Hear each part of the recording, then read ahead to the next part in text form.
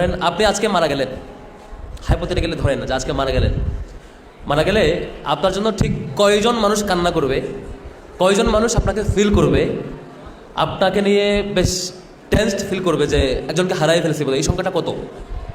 ধরেন আপনার মা, আপনার বাবা, আপনার ভাই, আপনার বোন, যোগ করবেন, এরকম কত 8-10 জন হবে।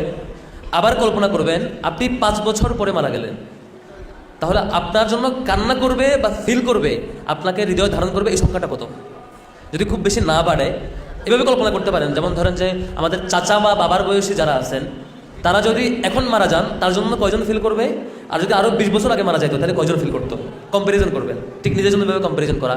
যদি সংখ্যাটা সেম থাকে, যেমন ধরেন আপনি 2050 সালে মারা গেলেন, তখন আপনাকে ফিল করছে আপনার বাবা, আপনার ভাই, আপনার বোন, আপনার বউ বাচ্চা, আপনার হচ্ছে আম্মু আব্বু, এইটুকু, আর বেশি কিছু না।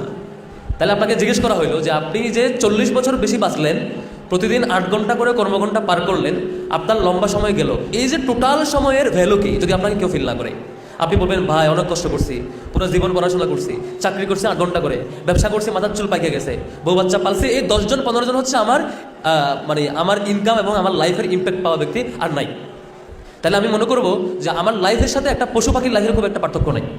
কারণ একটা যদি দেখবেন বজ্রপাতে যদি একটা এলাকার বাড়িতে বড় করা ওই যে গরু বা আদার্স কোনো প্রাণীও মারা যায়, ওই বাড়ির ফ্যামিলি মেম্বার্সরা ফিল করে যে আমার বাসার একটা প্রাণী মারা গেছে, একটা বিড়াল মারা গেছে, সে কান্না করে ফিল করে।